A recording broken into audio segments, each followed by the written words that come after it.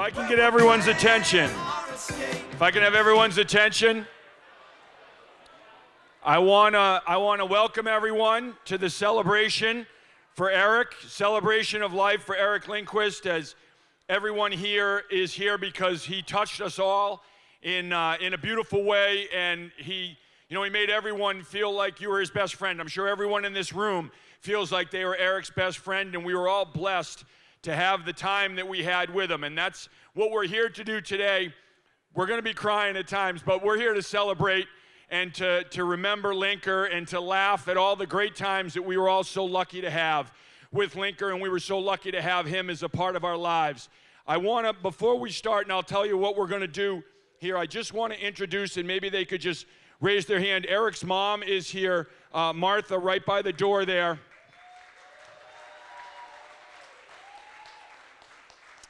And his brothers are here too, Brian, Andrew, and Alex. Where are they? Brian, Andrew, Alex. Right over there. We're gonna show a video here that Ryan Hughes did from Slide Rule Productions, and it's a phenomenal video.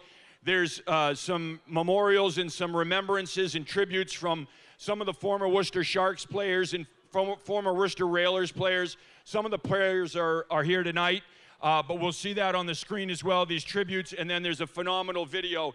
And then when the video's done, we're gonna have a panel up on stage. We have Mike Myers, Mike Mudd, Roy Sommer, and Bill Ballou. We're gonna share some stories, some great stories, some funny stories about Linker, our remembrances of him, and then we're gonna have a mic too that people can come up, and anyone who wants to share a story or a thought about Eric can do so. Then we're gonna have the band play for a little bit more, and then we have a video of Eric singing karaoke from Nashville, Tennessee. And it's the Thompson Twins song. We will give everyone the music, and what we're gonna do is Linker will start us off. He'll go for 20, 30 seconds, and we'll all join in and carry it with him and sing it with him. But first, let me introduce the video tribute that Ryan Hughes put together for Eric.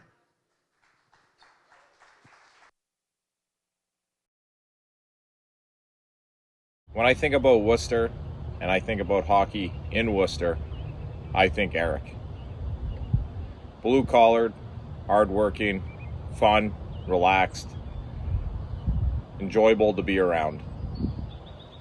I always loved my time with Eric, from the time that I played on the Sharks and the times that I came to Worcester against the Railers. Was always some heated rivalries, some good chirps, and some fun times.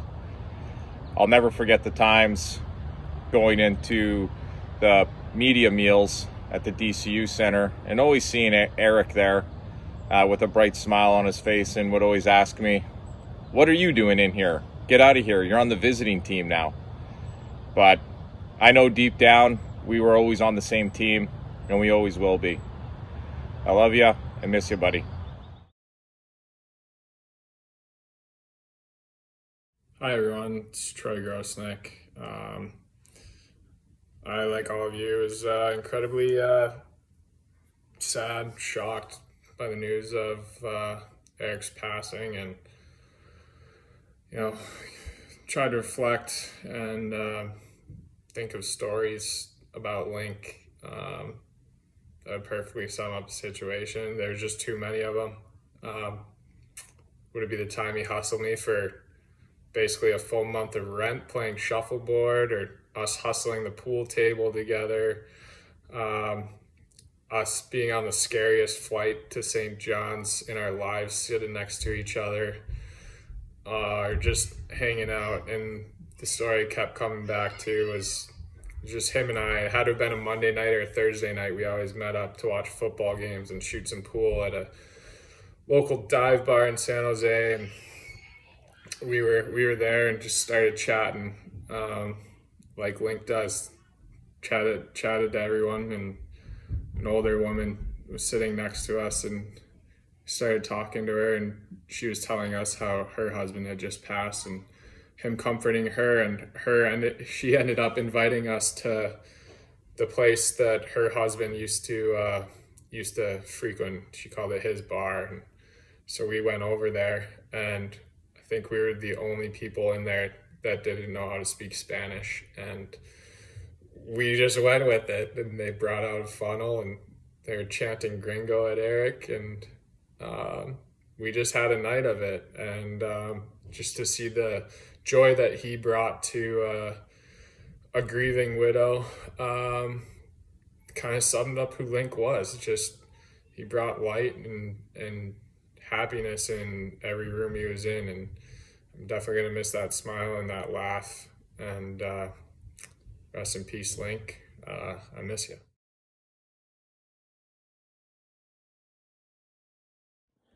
So I do have a funny story about Eric. My second year in Worcester, everyone on the team knew my love and passion for music, that I love to DJ for the boys. And one time I asked Eric if it was possible to rent a private room in some bars in Worcester so that I could be DJing for the boys. And obviously that request wasn't a problem for Eric.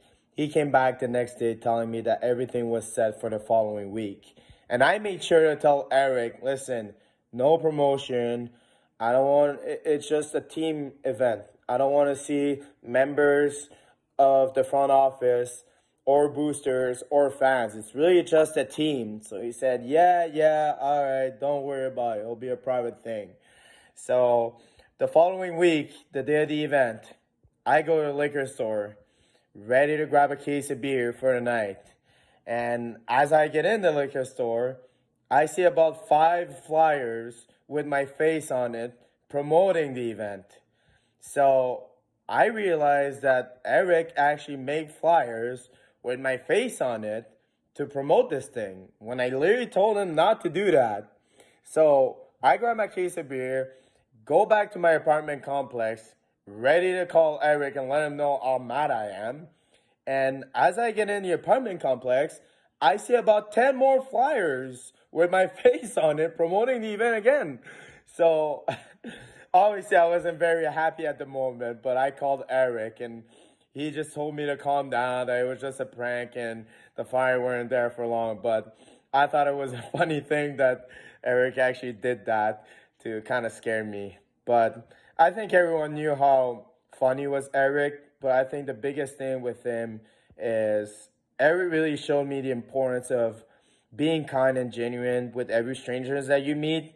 And I think that's part of the reason why he was so appreciated in the Worcester community. He'll definitely be missed.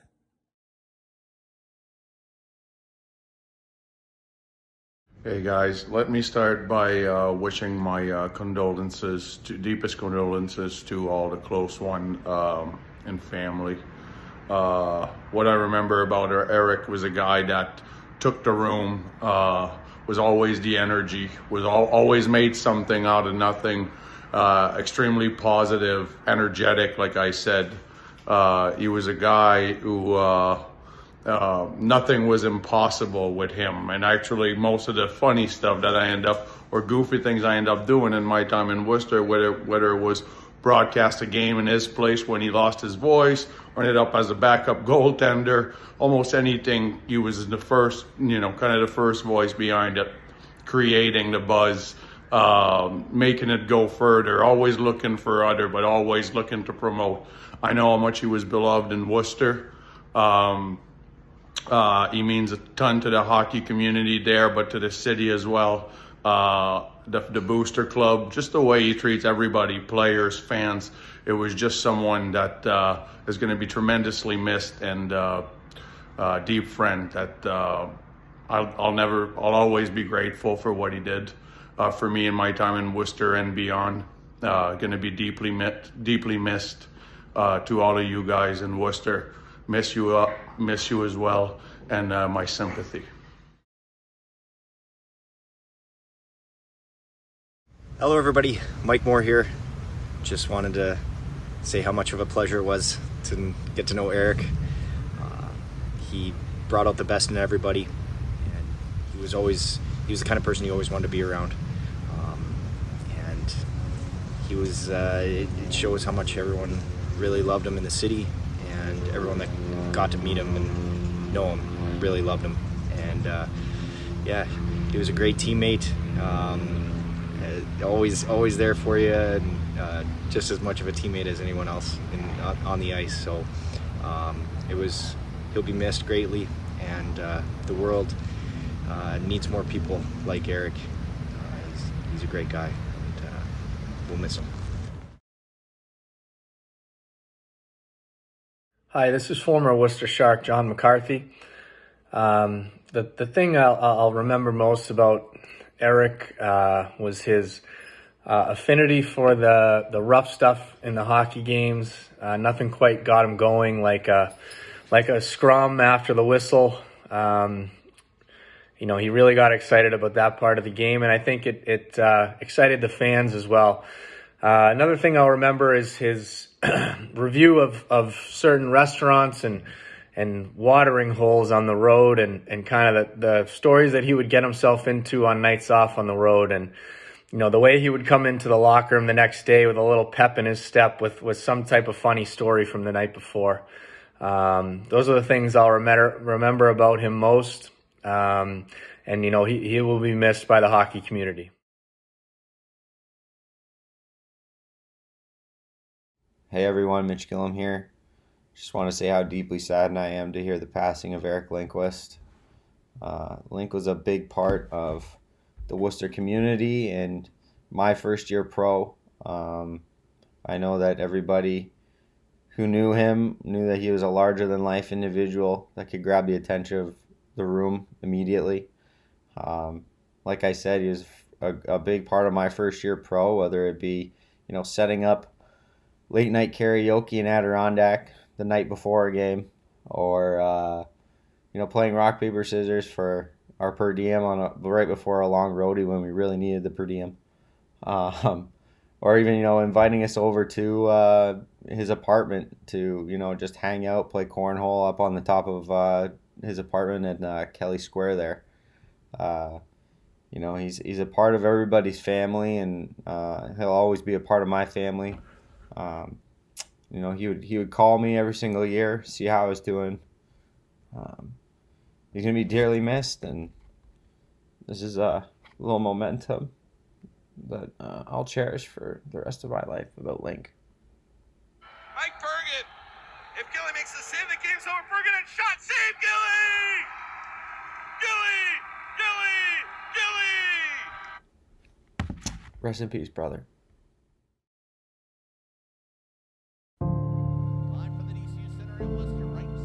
The Worcester community lost a dear friend this past Monday with the passing of Eric Lindquist.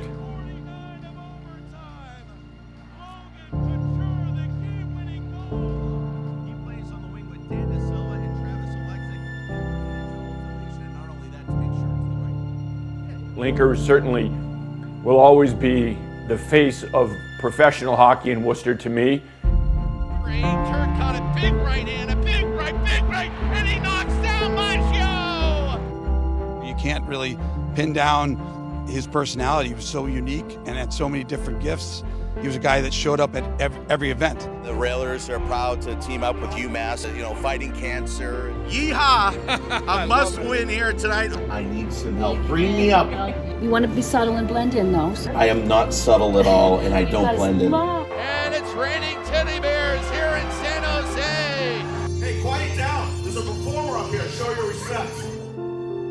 Double TKO at the DCU. He was a man of the people. He lit up a room. If you walked in a room and you saw Eric, you wanted to make your way over there to go talk to him because you'd have a good 5-10 minutes of laughs.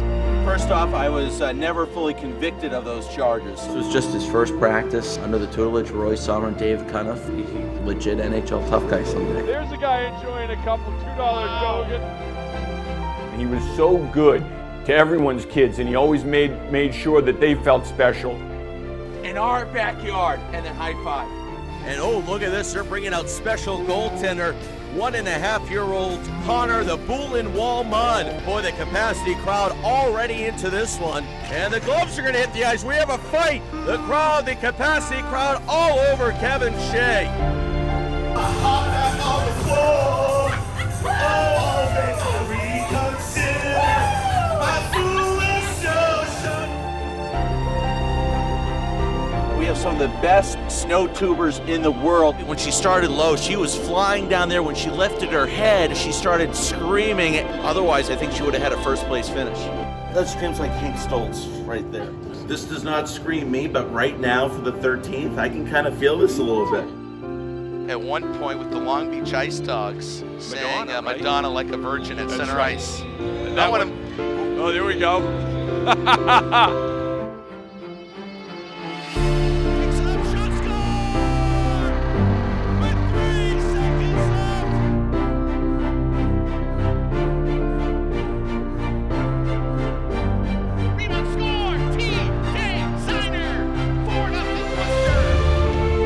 I do now pronounce you husband and wife.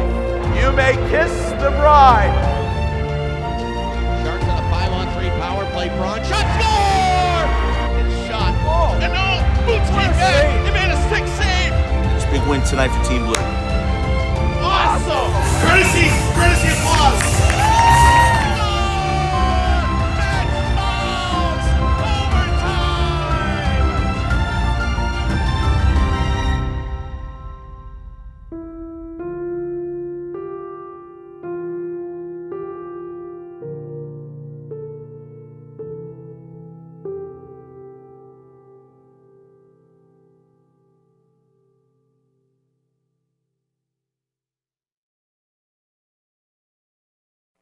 All right, Ryan Hughes did a phenomenal job.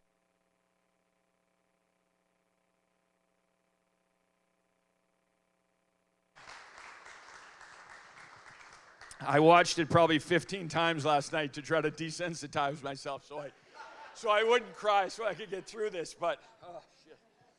All right, first we're gonna bring up our panel now, and I'd like to introduce one of Eric's great friends, the head coach of the Worcester Sharks, and he has so many stories. Some he can tell, some he can't tell, of Eric from the time here, from times in Montana. Roy Sommer.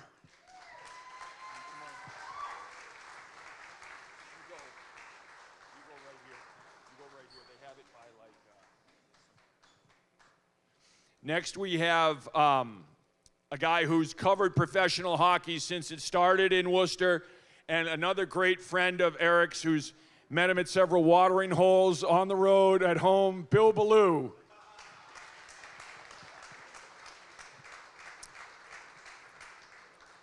Next we have the president of the Worcester Railers, but former president of the Worcester Sharks, a guy who's known Linker since he came here as well to Worcester, Mike Myers.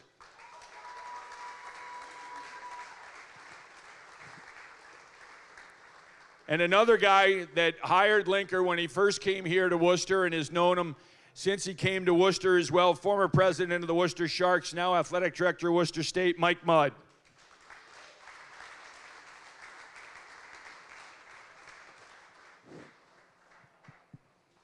So what we'll do is we'll go down the line and everyone can kind of tell some stories. I know Roy's got some. I'll do one story first from me before we get started. And, you know, Linker, as kind of like the player said too, you know, he made everyone feel special, but he was phenomenal in the sense that anytime he was questioned about something, whether it was from any bosses or higher up, he would always go offense and just attack.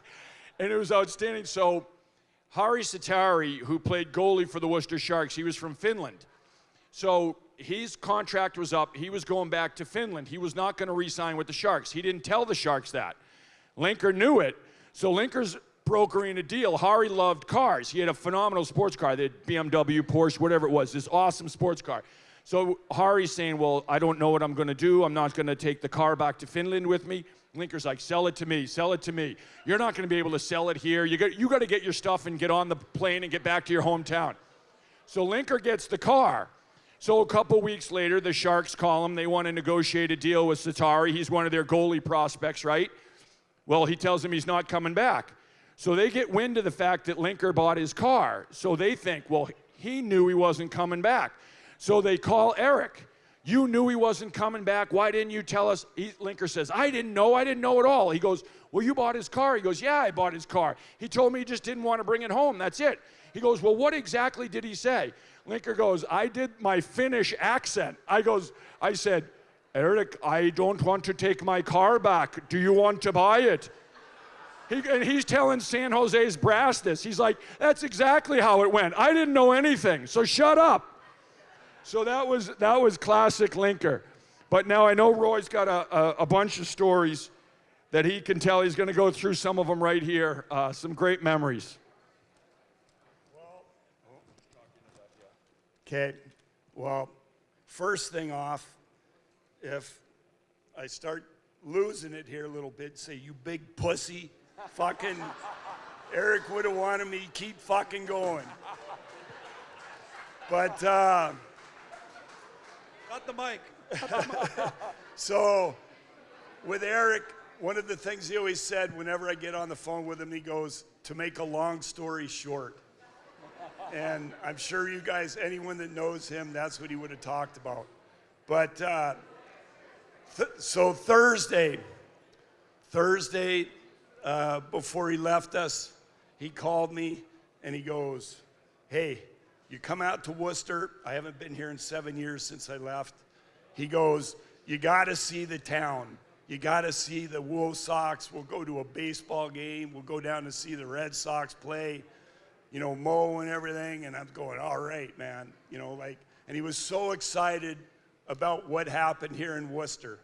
And, you know, his last year, the year he left San Jose, he came back here, and I'm sure he had a part in everything that happened outside here.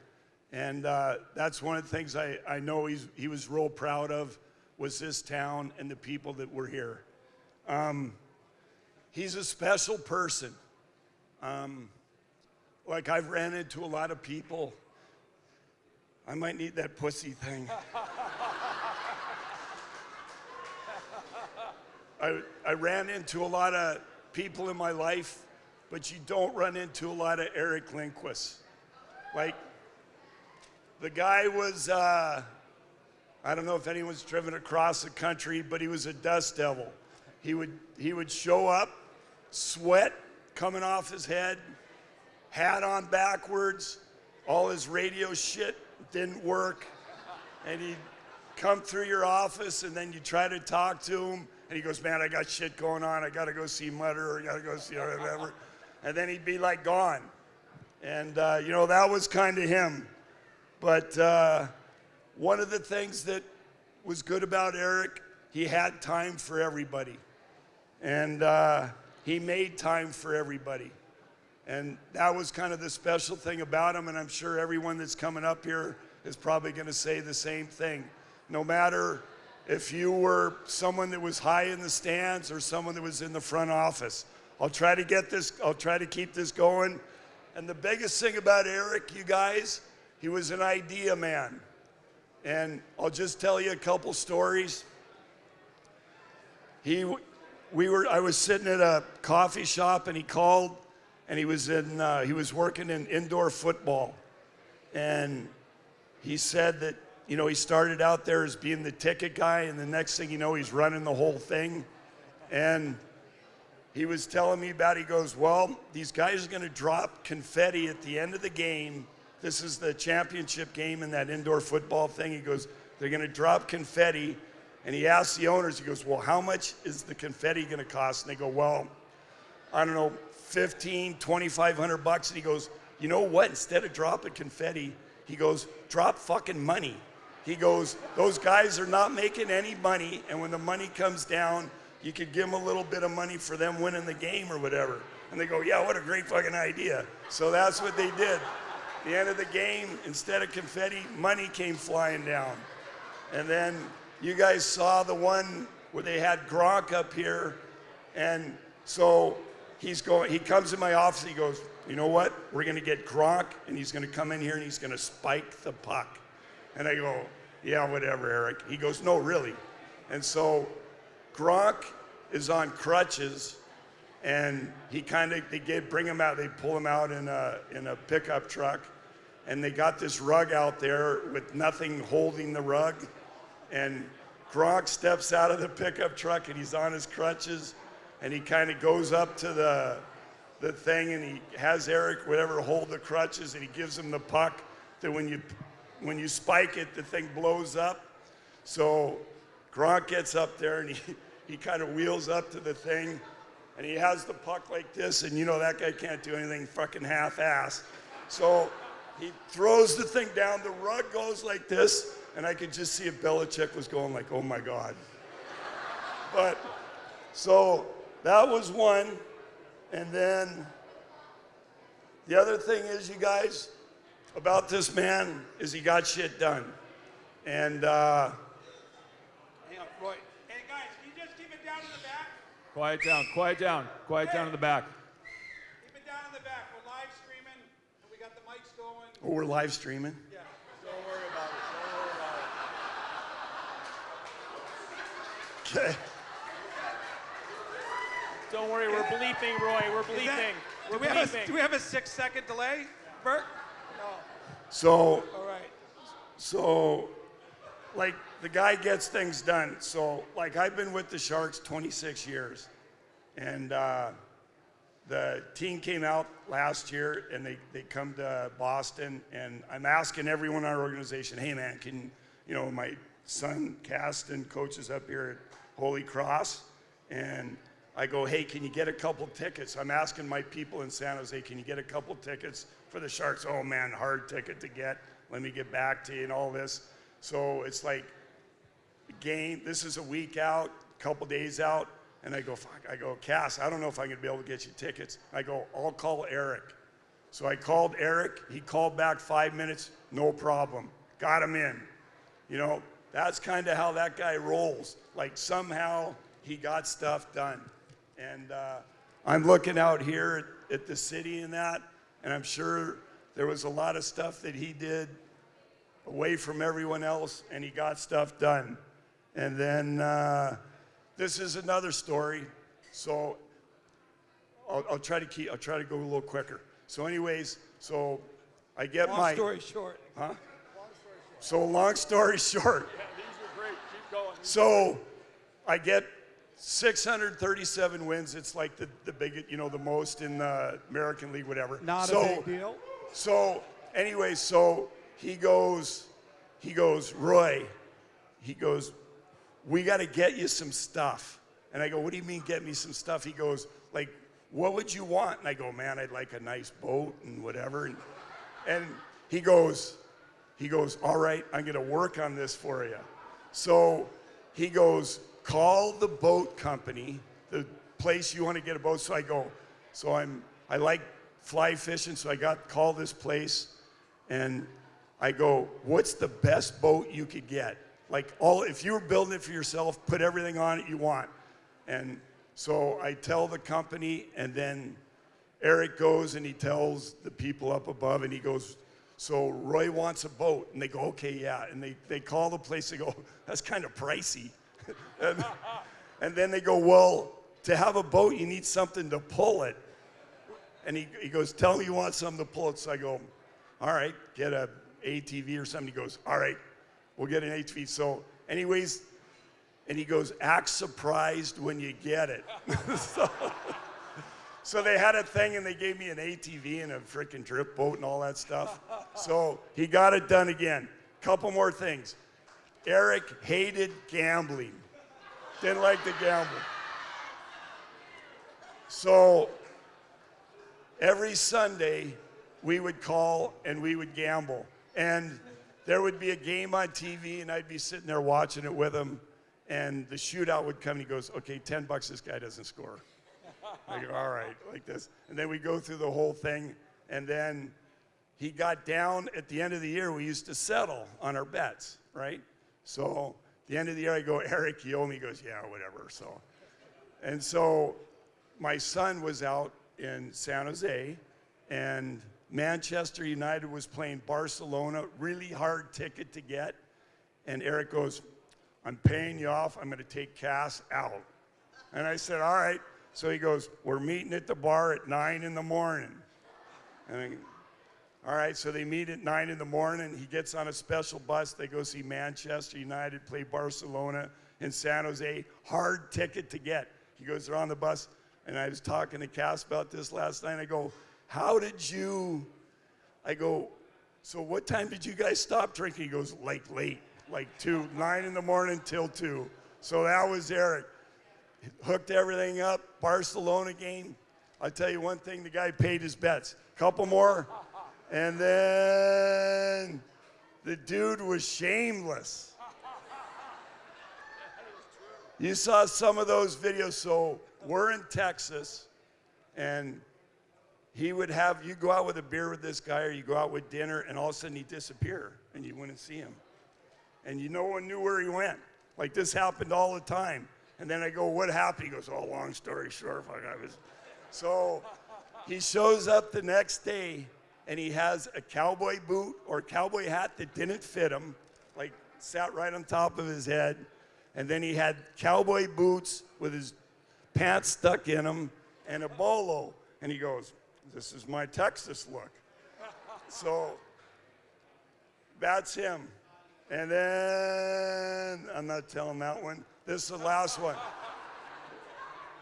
Not for live streaming. No, this is the last. So this is coaching. This is Eric coaching, and then I'll let you go. So stats. Quiet in the back, guys. Listen. Eric loved stats. So in the morning, he'd come in, he goes, okay, who's playing tonight? And he'd look at the board and the lineup and who's in net and all that. And then he would come down like an hour or two later, and he'd go like, Livingston he's had no points in 14 games. And I go, all right. And he goes, well, you got him on the first line right wing. All right. And then he goes, Grosnick against Providence is 6-0, and you're playing the other guy. He goes, just saying. And then he goes, when Jimmy Bono plays, we're like 12-0 when he gets in a fight, and he doesn't like these guys. And then he'd leave the office like the Whirlbird, like he'd go out and he would leave. And it'd make you think, if you're coaching, you go, fuck, I guess I should have looked at all those stats, because I don't know if we're going to win this game the way he was talking. But last thing, and I'll leave it, you guys. I'm going to miss the laugh.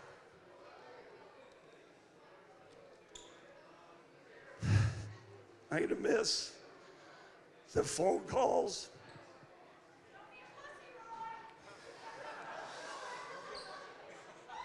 And like, the biggest thing about this guy, he'd always be there when you needed him. Whatever you were doing, even if he had to sell his own dog to get there, he'd fucking be there. And that's kind of how he was. And I'm going to miss how he ran a room. He would come in and own the place. And I'm going to miss that. And I'm going to miss how he reacted with everyone, and especially my family. You know what? They say, the thing with Eric, he wasn't just a person, he was family. And to make a long story short, I'll fucking miss you, buddy. That's all. Well done. Well done. He was, like touching on what Roy said too, when you saw his name pop up on your phone, you would start smiling or laughing before you even answered it, because you knew you were going to have a good story. You knew you were going to have a good laugh. It would make your day. When you looked down, it was Linker. It was just fantastic. And he was the life of the party. He was the biggest personality in every room. But kind of what you touched on and what some of the players touched on too, he didn't care who you were. He was the same person whether you were a billionaire or a bum. It was the same to him, and he treated you like gold. And you touched on it with family. I know these guys will touch on too with kids, but he was so good to everyone's kids. And I'm not going to get through it, but I'll introduce Bill Ballou. Every kid felt special around Linker. My kids would try to imitate him in the kitchen, trying to imitate his calls of fights, of goals. He was You know, he'd sprint down during a game. He'd grab a fistful of popcorn from the kids. He'd give them a hat or a jersey, and then he'd be gone back up to see the boosters or to do whatever he had to do. But he had in that 5 seconds, 10 seconds, 30 seconds, he made every kid or every person feel special. He was phenomenal.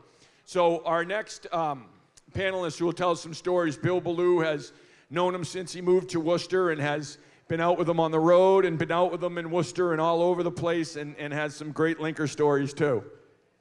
Thanks, Kevin. This is on, right? We're live streaming. We're live streaming. So, anyway, you understand why Roy was such a great quote for the last night, for the 9 years the Sharks were here. A lot of it I couldn't use, but it was always very insightful.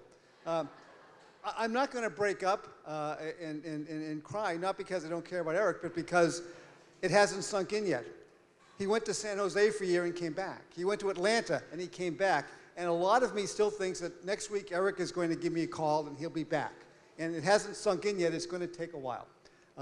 It's the best thing, the only good thing about occasions like this is you get to see people that you haven't seen for a long, long time. And I suspect that Eric would be very happy to know that we're all together here because everybody was his friend and he liked to have friends around him. As Roy mentioned, he was also very good at spending other people's money. He made a career out of that. I know when I first met him, I covered the very first Ice Cats game in 1994. And I've been through a lot of announcers and public relations guys. And when Jamie Smock left, he was the Sharks announcer the first year. And they said Eric Lindquist was coming. And Bill Doyle wrote a story about it. He won the Price is Right. This is going to be fun. And this is not going to be normal. And as it turned out, he was one of the most memorable people that I've ever known in the 20-something years of covering Worcester hockey. I have a beer here and not the water that these guys have because I think Eric would have had a beer here and not the water. So this is in his memory, and there's a little bit left in here. And we did drink a lot of beer on the road. I wish my wife weren't here. There are stories I could tell. Two of them, and there's two that really stand out. One is not even hockey related.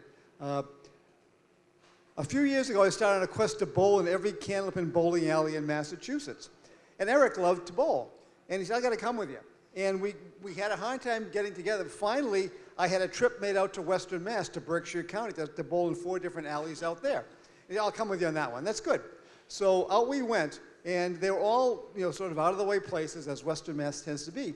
And there was a private club in Adams, Massachusetts, that were very happy to see us.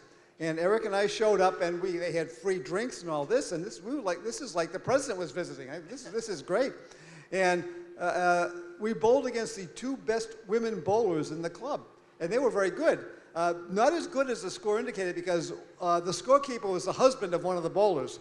And we suspected something because every time, they didn't get a spare there, did they? But yes, they did.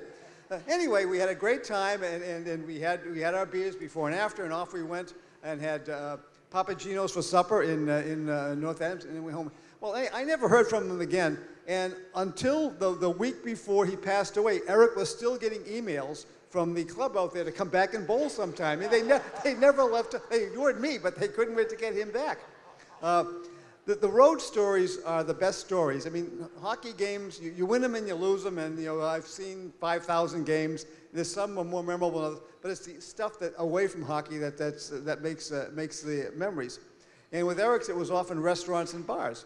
And it was strange going to opposing cities and realizing that Eric was the best known person. And I wrote about this after Eric died a couple weeks ago. Eric was the best known person in the entire city, even though he only visited there 3 times before.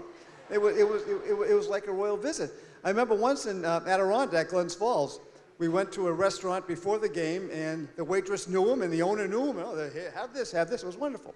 And then we went to one after the game in Glens Falls, a different one, and I'm not sure what the average age of the patrons in that bar was, but they're all calling me Sonny. I mean, it was the oldest bar I've ever been to, but they knew Eric, and Eric was welcome. And then there was, and I wrote about this, the St. John's trip. Eric was the most popular man in Canada. It doesn't matter where, he was the most, if he had gone to Canada and run for Prime Minister, he'd be there right now in Ottawa. He would have. But St. John's was a special place. And Cam McGuire was in on this when he made me eat the pea soup.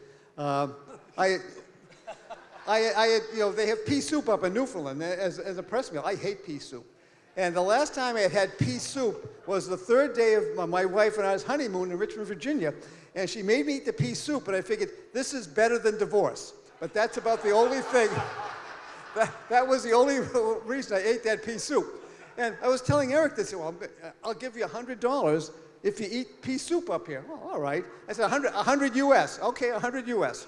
And so we set it up, and I figured it would be on the level, but it wasn't. I mean, that pea soup was so thick that if I had put my hand in it, it would still be there on my hand today. I wouldn't have been able to get it off. And I kept trying and trying and trying, and the clock kept ticking and ticking and ticking. And finally, I gave up. Eric, I can't do it. I don't care how much you offer me. I can't do it. But as a consolation prize, he took me out to another bar in St. John's where the bartender and owner, who he knew, said that she would flash the next game if I wrote about it in the paper. I said, well, I said, we don't have many readers in Newfoundland. I can't do this. But she flashed anyway. So it was win-win. But Eric had a way of making people do that. It was remarkable traveling with him. And like I said before, I mean, I'm not in mourning yet because he was so vibrant and so lively. I expect that I'm going to get a call from him or an email from him next week. You know, we'd all like to live to be 100, I suspect. I know I would. Eric didn't make it to 100, but he got 100 years of living into those 43, and it was a wonderful thing knowing him. Yeah, he did. Well done. Well said. He was, you know, and you touched on it, Bill, but he was part P.T. Barnum, because no one could get a crowd going like Linker. No one could attract a crowd like Linker. He was phenomenal, like the best marketer. And Roy's talking about how he'd come in and get him to change the lineup a little bit. And I know, because I would talk to Linker too, and he'd be like, and he'd say, I just talked to Roy. I told him, you know, Manchester's got Reckledge, they got Justin Johnson. Our lineup's too light. It's too light. We need so-and-so in there. We need Mash in there. We need Senna in there. We need them all in there. Throw them all in there. Something's going to happen tonight. We can't be shorthanded. Then he'd call me. One time he called me from Manchester, right when they got off the bus from Manchester. You got to get up here. There's going to be a fight pregame. I'm telling you. Roy's on the bus. I got him all wound up. He's saying, you're fighting this guy. You're fighting that guy. So I get in the company minivan, the Channel 3 minivan, and fly up to Manchester just to see the pregame fight because Linker was that convincing. He was such a good, you know, the P.T. Barnum. He was phenomenal. So next we're going to introduce another guy who's known. He knew Linker from the first day that he came to Worcester and worked with him in the hockey circles for 2 different franchises. Mike Myers. Well, am I on? All right. I'll be short and sweet, but tough to follow these two. These guys are both legends. Not that you're not, Kev, but I will. I had all these things planned, and every time you guys talk, I'm like, I got something else going. But he would always, I'd get the call, and he'd be like, Mizey, ding, ding, turn this one on. It's gonna be a gong show tonight, and we get all fired up, and then nothing would happen. So, he always had a way of getting us fired up on the hockey side. The guys fired up in the locker room, and he just sort of involved himself in every piece of it. I love Roy's story about trying to get tickets for Cass in Boston from the Sharks, who he's worked with for 26 years. So Eric and I went to that game, and we sat with Cass and Mike Ricci, and he explained that you couldn't get tickets through San Jose, and they had to go through a guy who hasn't worked there forever, doesn't work for the Bruins, but that was who Eric was. So we end up, of course, you know, up on press level, and we had credentials, and we see Berkey up there, and he says, yeah, you know, it was a long road trip. He says, yeah, most of the guys have taken off. They went back to San Jose. So he's like, yeah, Joe took off this morning. And he goes, I think Doug's gone too. And he's like, yeah. He goes, that's their box. So they had the San Jose box up in the press row, and there's stuff in there. So we grabbed popcorn. We get our food. We walk into the box, and we're starting to settle in. Puck drop's about to happen. I think we had our feet up. Right before puck drop, door opens. It's Evgeny Nabokov, Doug Wilson, Charlie. They all come in. what the fuck are you guys doing in here? And this is literally like 2 months ago. And I'm like, I'm 52 years. I felt like a little kid. Like, I don't know. They said it was okay. They busted our balls, and so we got out of there. Ended up watching it with Reach. He goes, what were you guys doing in the box? So long story short, we got out of there. But, and then to follow up on Bill's story about the pea soup, he calls me, he says, I made this bet with Bill. He goes, what he doesn't know is I took extra cans of pea soup and didn't thin them out, and I put them in the soup. He goes, he's never gonna be able to eat this. He goes, and he hates pea soup. I couldn't eat for 2 weeks. I mean, So, for a guy who loved pranks, he hated being pranked. So, anybody who's worked with us over the years, Sharks, whatever, we have some pretty funny stories, but I think the best is 30th birthday, we put his whole cubicle into the bathroom, in the men's bathroom, and we had his name tag on the front door, and his laptop was at the toilet. And this is pre-computer stuff, so we had the media books for each team. So each team had their book, and he had it neatly stacked. He used to be a little neater than he was in later years, but we had him stacked up above the sink, and he was so pissed off at me. I mean, I'm telling you, he held this grudge for years, so much so that on his 40th birthday, I ended up cleaning his office as a sorry, right? I think he finally forgave me. But the best piece, and I'll again segue to your story about him being every guy in every city. The shirts that you guys are wearing here, this was year one of the Sharks, first round of the playoffs, and he knew Railers, jeez, fins, tracks. Oh yeah. Old habits die hard. So we go to Adirondack, and they have these posters, Lindquist blows, and it had this graphic on it.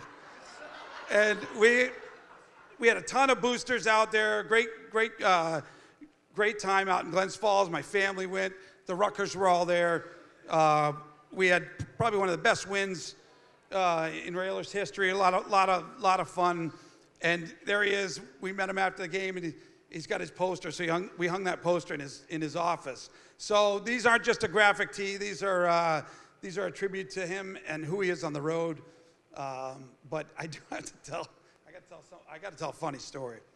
So I got too many. I can't talk about what he meant to my family because I'll go sideways, and then Roy will start chanting inappropriate things. So. Like, it is funny how, I got to tell one that's, I got a call day before Game 5, San Jose's in the Stanley Cup Finals, 2016. I had just been hired by the Railers, and I got a call on a Saturday. Mizey, I got 2 tickets. San Jose says they're not going to give anybody tickets. I said, fuck that. We deserve tickets. We work hard. They're like, well, you got to pay taxes on it. I'm not paying taxes. He goes, long story short, I got 2 tickets. He goes, I was at a lacrosse field. We were at Fort Devens. Matthew had a lacrosse tournament. And I'm like on the phone with JetBlue. I'm like, all right. So he goes, get out of here. You can stay on the couch. So I fly out. I think I was there for a total of 32 hours. I fly into San Jose. We get there. We have a hell of a day. We go in. Mooj, I think we stopped in, saw you. I was a lot thinner at the time. And then saw Roy and everybody. We end up running into the Comptons down in like Henderson. I don't know where we were. Some food market. Long story short, we end up in a party bus pregame with the whole Sommer crew.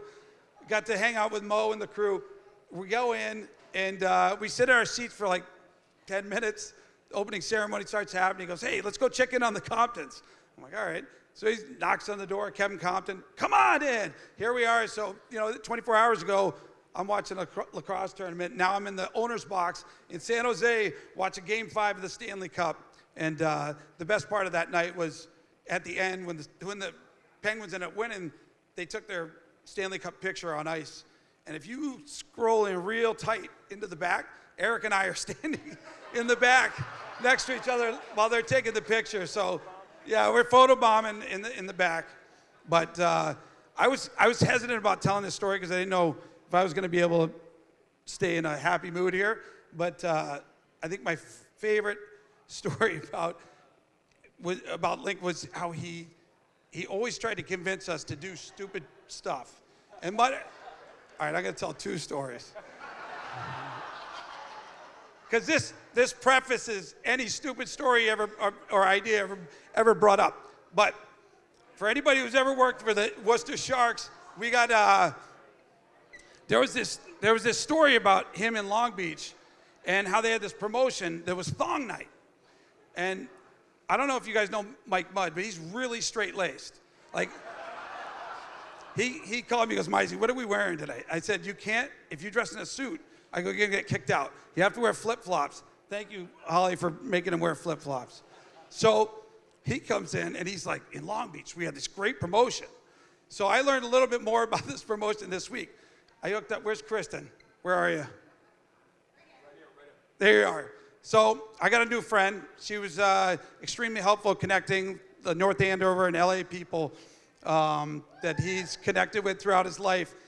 And she got in touch with the old owner of the Long Beach Ice Dogs, Steve Bash. And she brings me an envelope today, this afternoon. And it's a thong from Thong Night. It's hung up on the second jersey right there. So it actually did happen. And I apologize for any kids in there, although the youngest kid's probably mine. So I never knew that the tagline for the game was hide your kitty with one of our dogs. So he was P.T. Barnum. He was always on, and he was always thinking, you know, how crazy can I get? Whether it's his Monopoly Man promotion at Ralph's here, but he literally tried. He literally tried to get us to do something every night, whether it was the Gronk spike, you name it. It was always his ideas. Of course, he'd always pass it off and say, you know, Suze, come grab it. Abby, here, go, let's go. But with the Railers and Cam's here, he had a bet. He loved betting like stupid things. It wasn't always about money. It was just the thrill of, you know, stupid things. So he had bet Reading that if we won, he would sing the anthem at our next game, away game there. So he set it up with their radio guy, and I know for a fact Dave Fine did not approve this through the higher ups. But Eric was full life, very confident, right? Big, bigger than life. But like all of us, he had this anxious side to him. And like when it got to the time, he would get nervous. So, and then he'd start sweating and he'd get the cheeseburgers. And so on the road in Reading, he had won the bet and he was going to sing the anthem, the Canadian anthem. So it's Special Olympics night there. They had some of the athletes on the ice there, and they bring him out. Now, before this happens, he starts going, do I really know the words? So he starts writing them down. He writes them on his hand. So he's got the anthem on his Canadian anthem on his hand, and then he goes out and they cut the lights. So now he can't see his hand, so now he starts getting a little nervous. He starts sweating, and he's like, you could see the panic. And then they start putting the words for the anthem on the scoreboard, but it was delayed from the music. So now he's panicking. He can't remember the song. He's shaking. He's like, he couldn't see anything. He's like looking. So he fumbles. First off, let's be honest, he was a terrible singer to begin with. Even if he knew the words, it was going to be awful. That's a different story. He was willing, always willing, but bad. Yeah. So he gets through the song, and he starts coming off. He comes off with all this Special Olympians, and everybody's like, "Great job, buddy! Great job, buddy!" So they thought he was part of the Special Olympians crew for singing the anthem. So he covered well, as he always did. No matter how bad he fell, he always seemed to land on his feet. And I obviously can't say enough about him as a person, and I'm not going to go down the other road. So I'll cut it off there before I start bawling. Outstanding. Thank you, Mizey. And when we're done here, when the panel's done, we're going to have a microphone up here that if anyone wants to come up and share a Linker story, they can. Hopefully, Can they sing the anthem? well, I don't know, but hopefully we'll get Vinny here, Vinny Ferriolo, to share the story about Dan Bilesma. We got to get that one. The night before Bilesma was introduced as the Pittsburgh Penguins coach, when he was in Wilkes-Barre, knew he was going to be introduced the next day. You're going to have to tell that story. Hopefully Vinny's still here. Another great thing about Linker too is that, again, just he was always true to himself, but he could entertain people no matter what was going on. Like if the hockey game maybe wasn't as entertaining, or we did baseball games sometimes together, he always had great stories. So one time we're doing a Sharks game and we start talking about nature wedgies. So growing up, nature wedgies was the older kids in our neighborhood would grab a fistful of dirt, leaves, rock sticks, throw it in your underwear, and then you'd get a wedgie. So we start talking all about nature wedgies, how the nature wedgie works, how many you got, what it felt like, all this stuff during the Sharks game. So this is a Saturday night game. On Monday, he gets a call from the Sharks brass, and they have watched the game. They have timed how long we talked about nature wedgies. They say to him, Eric, you two talked about nature wedgies for 4 minutes and 33 seconds. Nature wedgies while the game's going on. And Linker goes, yeah, you watched the game. It was boring as hell. What the hell do you want us to talk about? Went right offense. It was outstanding. Next, our last panelist that we'll introduce here, another guy who's known Linker since he came here to Worcester, a former president of the Worcester Sharks, Mike Mudd. Thanks, Kevin. First of all, just want to say thanks for the incredible turnout. I don't think anyone would be happier than Eric. There's no one would be running around more than Eric, talking to everyone, and I think the turnout is just incredible. And it's what I expected, and I'm not surprised, and he would be proud, and he's looking down on us right now, pumped up. Eric was brilliant. Besides being funny in the life of the party, smart guy. No one enjoyed a press meal more than Eric. Literally every home game, he would come in my office about 3 o'clock on a game day. He'd slide in, he'd twiddle his fingers, and he'd give me the menu. He'd give me the menu just like this. And he would, like item by item, and you better be down there by 5 o'clock because it's going to be gone. And deep down, I was also excited, but no one took more pride. And, Kevin talked about, I could tell you 100 stories of Eric's creativity, and a lot of them have touched on, but going back to that Gronk story, I remember where I was, and ironically, we were in the press room. I'll never forget, I think it was a Sunday. I think the Pats had played earlier in the week, and Gronk had gotten suspended. And Eric and I are eating our pregame meal, which we often did, because as I just explained, we really enjoyed it. And the ticker goes across. I'll never forget, the ticker goes across the screen that Robin Krause's been fined $7,500. And he goes, we got to jump on that. We got to pay his fine. We should pay his fine. And as Mizey said, I'm pretty straight-laced. I'm by the budget. San Jose is very tight with their money. And I don't have $7,500 just hanging out, lying around. He goes, no, we got to do this. And we got to jump on it like Monday morning, first thing, because we got to, because we know Providence is coming on the schedule soon. And without getting permission from San Jose, we do a press release spur of the moment. We do it. I got a call from San Jose like middle of the week, like WTF, what are you doing? We don't have the money, blah, blah, blah. And $100,000 later, San Jose was pretty happy because it was the biggest promotion we've had in the history of, I think, Worcester hockey. It was a pretty good night. Obviously, great exposure, 100% Eric's idea, and he had a gazillion of those ideas, and just a creative guy. But the biggest thing about Eric, and I said this before, I'll say it again, and for all you Seinfeld fans, I consider him a cross between Kramer, and if you saw him enter a room, the way he dressed, the way he carried himself, he'd come in. When Eric arrived, you knew it. Like, he would come in, bells and whistles, Eric's here, kind of like a Kramer. And on the flip side, he led a Forrest Gump life. He was a cross between Kramer and Forrest Gump. being on 11 game shows, winning the Showcase Showdown, hanging out with Paris Hilton, being on the Real World, showing up randomly in Worcester at some location of some bar, restaurant, party, parade. There's Eric, just like Forrest Gump. The guy led an incredible life. He lived a full life in his 43 years. I'm going to miss our phone calls. We became great friends. And it's Eric. All right.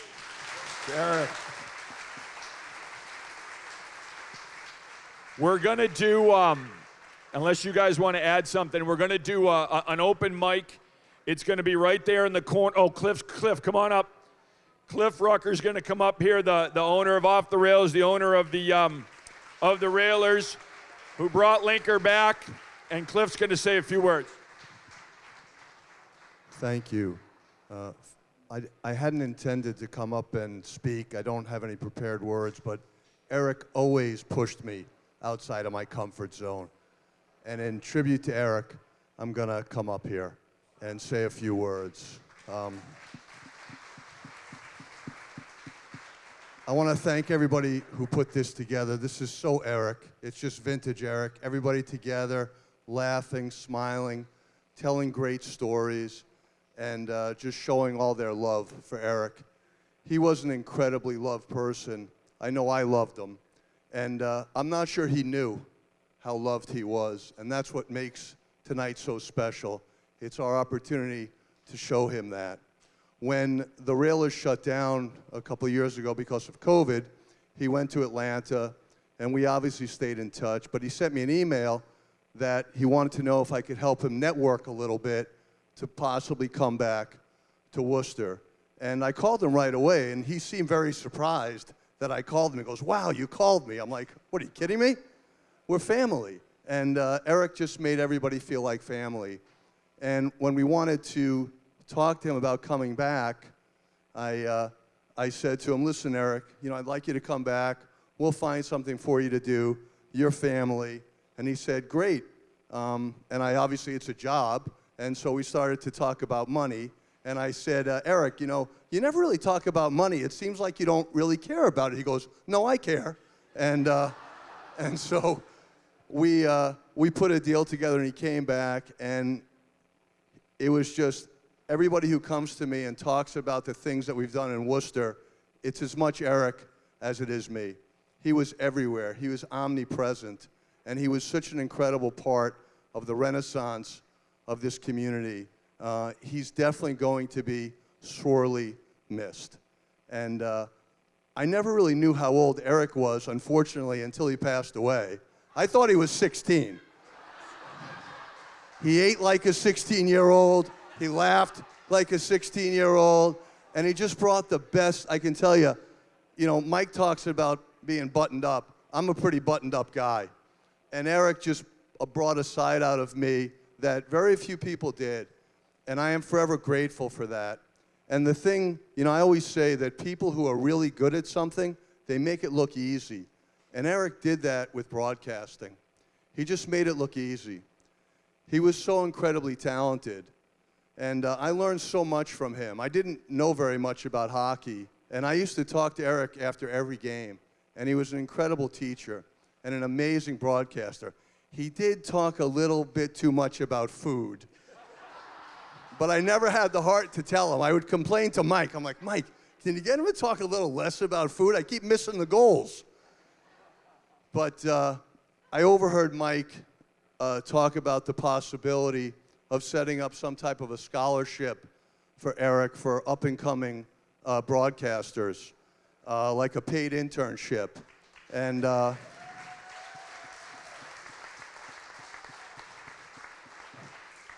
Mike knows the best way to work with me is just do it and don't talk to me about it.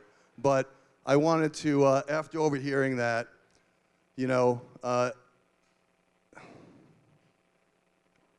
best thing we can do with Eric at this point for everybody here is to honor his legacy. And tonight, I think, is the start of that. I think it'll give us a little bit of closure, and we can move forward. But always remember him. Time marches on, and I don't want Eric to be forgotten. So the Worcester Railers are going to donate $50,000 to start that scholarship for Eric so that he won't be forgotten. And that's all I wanted to say. Thank you so much.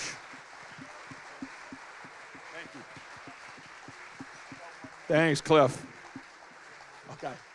Roy's got one more. Where's Vinny? Because we got to get, I know he probably doesn't want to talk, but we got to get Vinny Ferriolo up here at some point.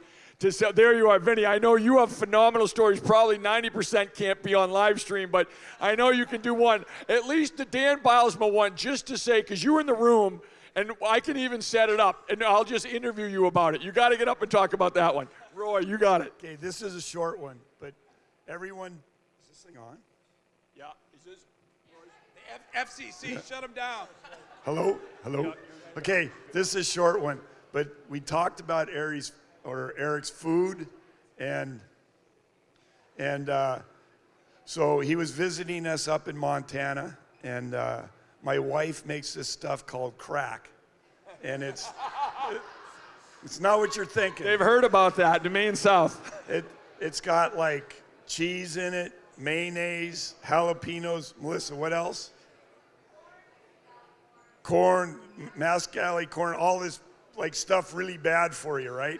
So he's going, so we have it before dinner, and he's going, man, this stuff is really good. And after dinner, you know, we eating that and then kind of watching TV. It's late at night. He's in the freaking crack again. Like he's eating it again, and I was going like, Eric. And he goes, man, this stuff is really good. And it's like super bad for you. So I get up early in the morning, you know, making my tea and stuff, and I look in the fridge, the crack is gone. And I go over, and Eric's over in the other side of the thing with the potato chips, eating crack at like 8 in the morning. So that's the way he rolled, man. Red Bull in one hand, crack in the other hand, and he let it rip. I love it. That's outstanding. I'll tell a quick, and hopefully I'll do it justice, somewhat justice of the Dan Bilesma story. And this kind of goes into a little bit of the Forrest Gump, that like Linker was a part of all these big events. So Dan Bilesma is coaching the Wilkes-Barre-Scranton Penguins. He gets the word that he's going to be introduced as the new Pittsburgh Penguins coach the next day. So he's coaching his last game, Wilkes-Barre, in Pittsburgh the next day in front of all the media, get introduced as the new Penguins coach. So Vinny knows the trainer at Wilkes-Barre and the coaching staff. So they're sitting in the room after the game, and they're drinking. They keep having more and more. So I think actually, Vinny, you and Linker went out and then came back to the arena. So now he comes in, Linker comes into the room with Vinny. Vinny introduces him. Bilesma is hammered. So he says, "Who's this? What are you, one of those radio pussies, a TV pussy?" Comes over the table at him, grabs Linker. They start wrestling all over the office. Linker goes, "We're just going at it, full at it." Like shirts ripped, scratches on our faces. He goes, "Then we'd separate." And he goes, and we'd start talking, and we're talking. All of a sudden, Bilesma again, "You're that TV pussy." He comes at him again. So he goes, the next day, if you look at that press conference, he goes, if you YouTube the press conference, Bilesma has scratches on his face and neck when he's being introduced as the Pittsburgh Penguins head coach, because he was wrestling all over the room, all over the office with Linker. They were throwing each other through walls. So just another classic story of Linker being in the middle of these big events. We're gonna open it up now. There's oh yeah, come on up. Rich Lundine's got a couple things to say, the president of the Boosters Club. He's known come on up. Okay, yeah, perfect. Oh, you got it. Yeah, I got it. Can we use that mic? Yep, perfect. Does it work? Yep. You're good. You're live. For those that don't know me, I was the president of the Sharks Booster Club and the Rails Booster Club. So I was around Eric quite a bit, not just in the arena, but outside. I really don't know where to start. It's unfortunate we got to get together like this, especially our old hockey family from the Sharks, which it's great to see everybody from the Sharks come out tonight. That's very nice to see everybody. But the first thing I want to say is Eric was one of us, okay? And I don't know exactly what that means. We have our hockey family. He's definitely part of our hockey family. You know, how he was. But he turned into something bigger than that, especially the last few years. He's part of Worcester. You know, he ended up, you know, he's not from here, but he was out in LA for a while doing his Hollywood thing, and then, you know, came here, did a lot with the Sharks and the Railers, went back out to San Jose, but he always found his way back here. He felt comfortable here. This was his surroundings. And I think one of the things that I remember, the first thing I remember is, if you knew him, when you first met him, he tested you, all right? He wanted to know if you were gonna be okay around him. And even though Roy kind of opened things up a little bit, I'm gonna keep it PG, but I remember after like the very first Booster Club meeting, I was talking with Eric outside in the parking lot, and I could see him dancing around a lot, and I couldn't figure out what he was doing. And he just cut it short, and he's like, I'll keep the PG version, but in a very graphic way, he basically told me he had to go to the bathroom, okay? And he wanted to check the look on my face to like, all right, is he offended by this, or is he cool, or what's going on? And I notice whenever I introduce him to people, or if I seen him talk to other people for the first time, he would do the same thing. He'd kind of challenge them to see if they were on the same wavelength. And being the crazy hockey people we are, that was okay. I think, you know, he was one of the hockey family. I think the only thing crazier than a hockey fan are hockey goalies, and we got a couple of those here. But he was just like that. And then when I got to know him, I mean, and I'll go into, we would have our Christmas parties and our awards banquets at the DCU Center, and it was fabulous food. I mean, absolutely fabulous. And you know how Eric loved his food. The first year we had this mac and cheese that was incredible. The next time we had the awards banquet, he actually grabbed me. He grabbed me by the shirt and goes, "We're having the mac and cheese again, right?" I said, "Oh yeah, don't worry about it, don't worry about it." The next year, Christmas party, he grabbed me by the shirt again. He goes, "We're having the fucking mac and cheese again, right?" I was like, yeah. The awards banquet, I seen him coming as soon as we announced it, and I was, "Yes, we're having the mac and cheese, don't worry, we're okay there, we're okay."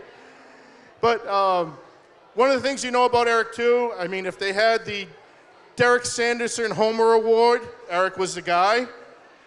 The Sharks and the Railers never lost a fight. I'm sure you guys all know that.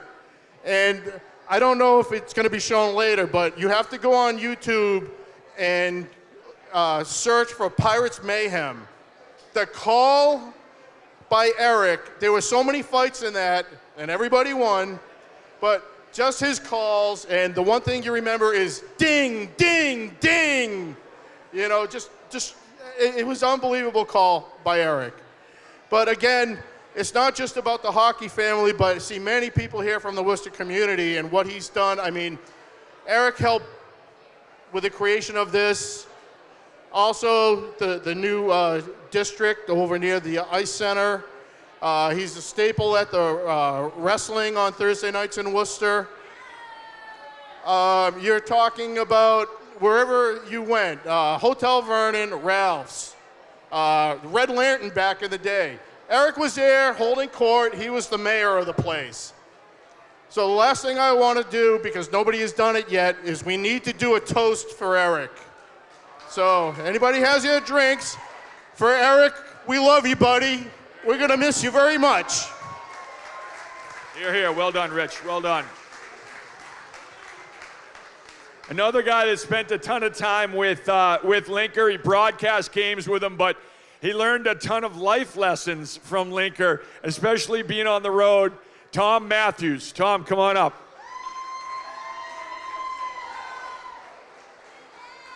Pablo's coming up too.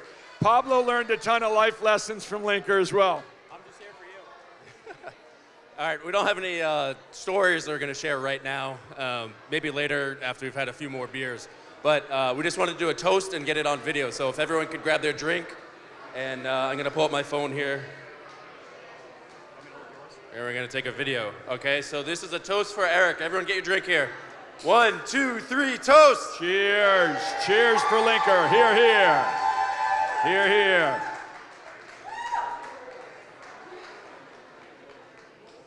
All right, we'll come up in a little bit. We'll have some more stories. You gotta go one story about. Well, how about this? I can just tell whether you tell the story or no. Linker being at home, whether he was the mayor at St. John's when you went on the road, all these other places, or even at a Clark University party. I remember him saying, "This is great. I go with Matthews. The girls are like 21 years old, 22 years old, because I think I got a new crowd." It is true. I'll tell a story. So I just started the job with the Railers. Eric hired me. I knew, as everyone here knows, I knew nothing about hockey. It was very clear in the broadcast. And Eric made it a point to meet me outside of work and go out. And so one night I was at the Blarney Stone. I went to Clark University. Playing right up to your mouth. I'm shaking. I'm nervous here. So we're at the Blarney Stone. We're at the Blarney Stone playing pool. Eric meets me and my friend TJ, and he's like, "You guys good at pool?" And I was like, "Yeah, we're pretty good." So we decided to play Eric, and he's like, "Okay, let's put some money on the table." 20 minutes later, we're down $60, and Eric's ordering Jello shots with all the money that we had just made off of me and my friend TJ. And well, I'm like, "All right, I don't have any money left." And a kid there was like, "Oh, well, let's go to this party at 27 Clifton." So we walk down there, and Eric's following us. He walks out with us, and we're just like, "What are you doing? You're gonna come?" And he's like, "Yeah, I'll come." We get in there. Eric sits down on the floor in the living room with 5 other people who are sitting there on the living room floor. And he says, "Hello, I'm Sebastian." So I look at him like, "What the hell? What?" And he's like, "Yeah, I'm Sebastian," and he like takes his shoes off. He's sitting there, and he's talking to everyone. And I didn't even know these people. They went to Clark University, but I didn't know them. And that's just a little bit of the insight into Eric Lindquist, that he could just show up at a random party, sit down, and tell him that his name is Sebastian. Absolute, truly character. We love him. We're gonna miss him a lot, and maybe we'll share some more stories later on as the night goes on. But thanks everyone for coming out. Well done. Do we have more people? All right, JJ, you coming? Or Mo's coming? JJ, come on up.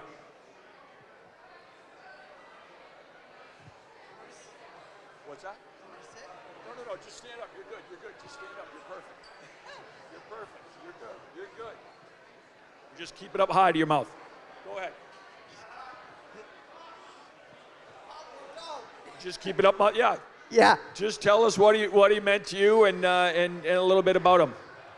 So I saw Eric the week before he died at the Woo Sox game, and like it's been talked about how he loved his food. He comes out of the press box and says, "Jay, I see you're breaking the buffet down. There's prime rib over there." I said, "All right, Eric, I'm turning my back. I don't see you stealing food right now. You can go up and take as much as you want." I love it. So he goes back in the press box with his prime rib, happy as a pig in shit, and he comes back out at the end of the game. To get a little serious for a minute, he says, "I've sat next to calling Railers and Sharks and Railers games for years now, and to see you working for the Woo Sox, I'm proud of you. You're making me proud." So that's awesome. Great story. We're going to miss you, bud. We love you. Thank you. Thanks.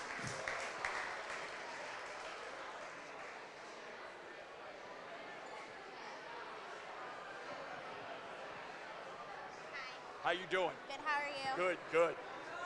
Okay, for those of you who don't know me, my name is Donna. For those of you who do know me, I'm sorry. There are so many things that I want to say, but I'll try to keep it short. As many people know, Eric was one of my favorite people on this planet. I met him when I was only 11 years old, and our season tickets were right next to the broadcast booth, so we got to know each other very well. I always looked up to him, and I admit that being a radio broadcaster was not what I wanted to do, but I always wanted to live life the way that he did. Sorry. He showed me that it was okay to be unapologetically myself and to love myself for it. Growing up as a preteen, when I first met him, I was scared to do that. He helped me come out of my shell, and I don't know if he even knew that he did. A little nod as I strolled past him during intermission, whether home or away, was that confidence that I needed. During games, even to this day, I will stand up and throw my hands in the air when something happens.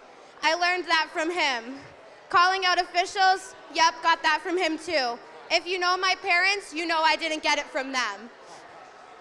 When you'd listen to Eric call a game on the radio, many times you'd hear him talking about a bad play or a call, and my voice was the one right behind his. He always made sure he kept up with me, even when he was away. I'd get messages here and there, or when I'd see him, I'd get a little remark.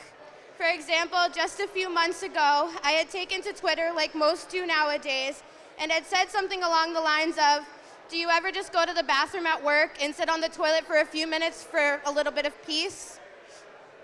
Unknowingly, I met him on the street a few hours later, and the first thing that he said was, well, what the hell are you doing here?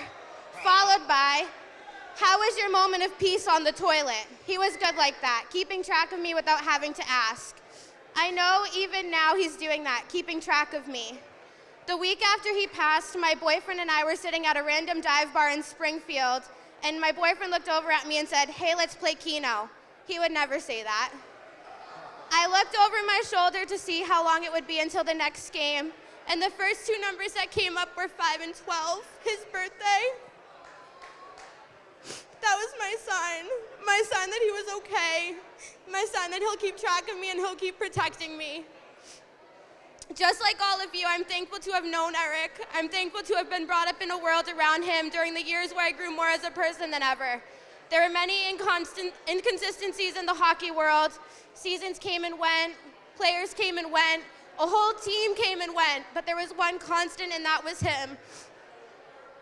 I knew I'd run up the stairs during my pregame rounds and he'd be there, setting up, and he'd look over at me with a big smile and cross his fingers for a good game.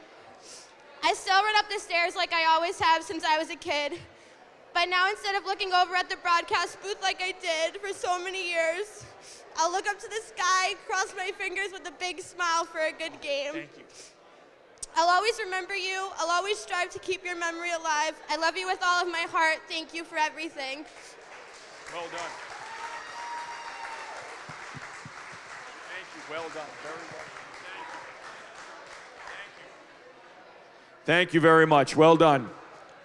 Marley's coming up. Mo Sommer, one of Linker's best buddies. Melissa Sommer.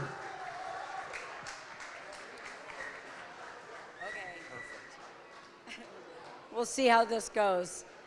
So, I've heard a lot of raunchy stories today and a lot of funny stories about Eric. Perfect.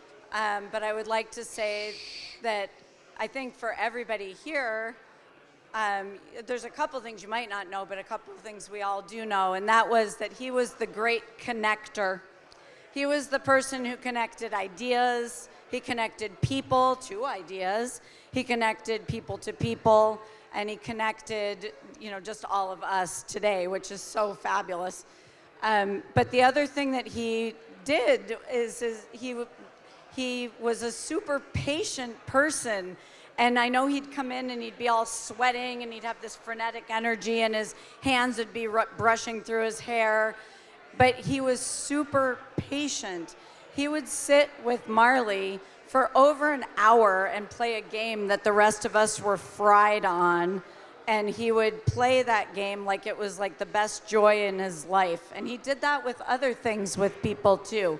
So I appreciated that about Eric.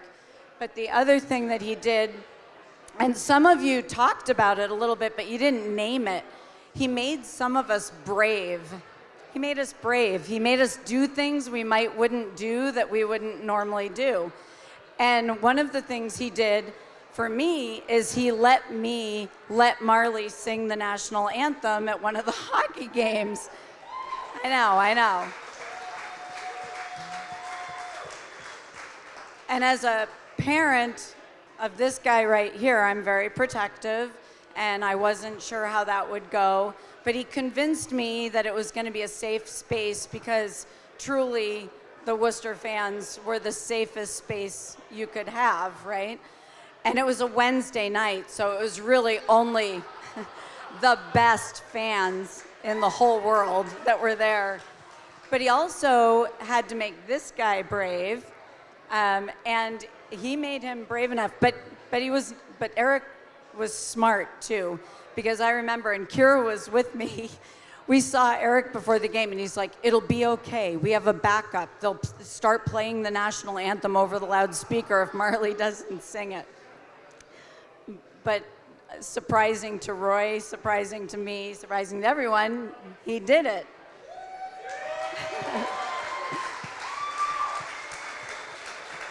And I'm not sure if he's like the most patriotic guy, but I think for Eric, and I have to say, after that, nobody was more excited or happy. Like, I was crying, it was fabulous. Other people were crying, but Eric, not crying, but he was just the most excited person that Marley had done that.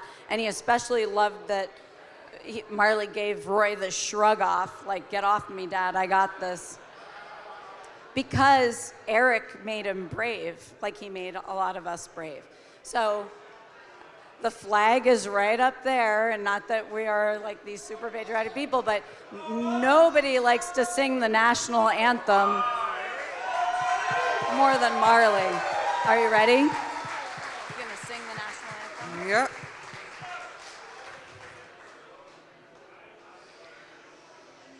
Oh, say, can you see the dark early light?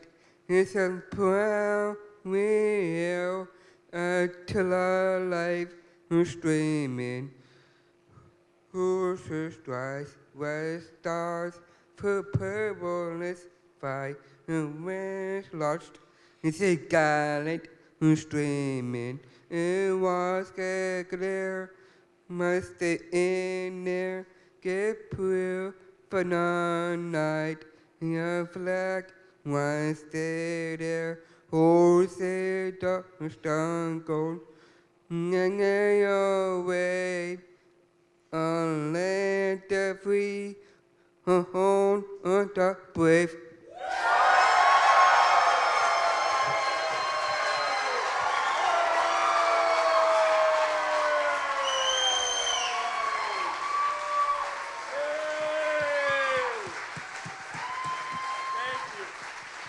Thank you so much. Thank you, Mo. Thank you, Mo. We're going to bring the band back up here. We're going to start up. And if you can stay with us, in about a half an hour after the band plays, we're going to play Linker doing karaoke. We got a video of it, and we're going to hand out the words, and everyone can sing along with them. Thanks so much.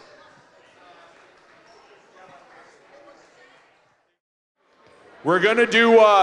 if everyone on their phones could pull up the Thompson Twins. Hold on, let me find what the name of the song is here. Hold Me Now. Thompson Twins, Hold Me Now. Pull up the words to the Thompson Twins, Hold Me Now. We're going to get Linker singing karaoke in Nashville. Thompson Twins, Hold Me Now. We'll let him start it, get about 20 seconds in, and then we're all going to join in.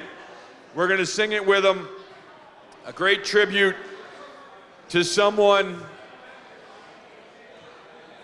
who was the best person in the room, as we were just talking about, just never jealous. No one was happier for you if someone got promoted or something good happened to you. No one was happier for you than Linker. He was phenomenal with that. And so now we're gonna go Thompson Twins, Hold Me Now. Have it up on your phone. We're all gonna sing it with him. But he's gonna start us. Here he is, in Nashville.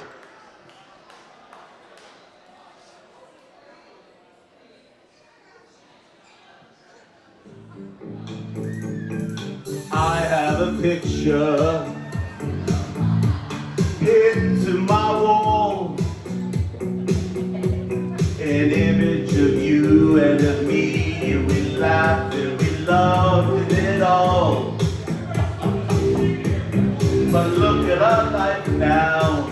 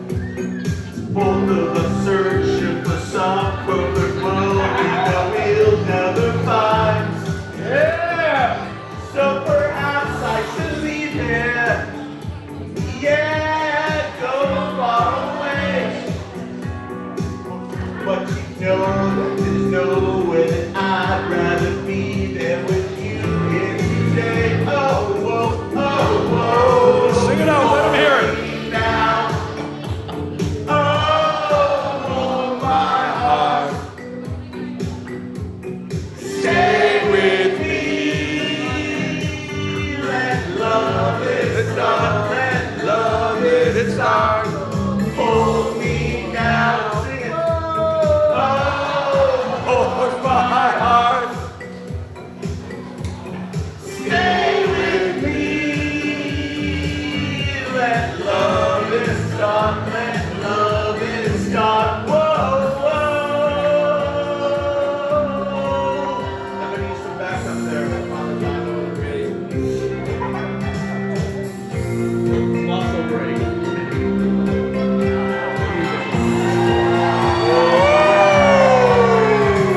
You asked if I love you. Well, what could I say? You know that I do, and that this is just one of those games that we play. So I sing you a new song. Please don't cry anymore.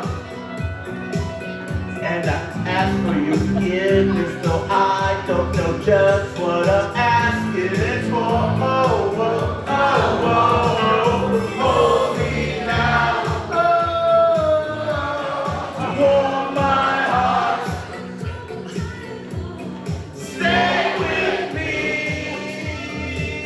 Let love is start. Let love is start. Oh, hold me now.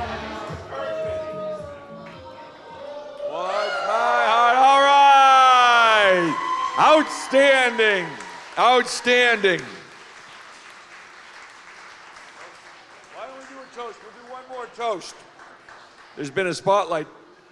A toast to Linker. To Linker.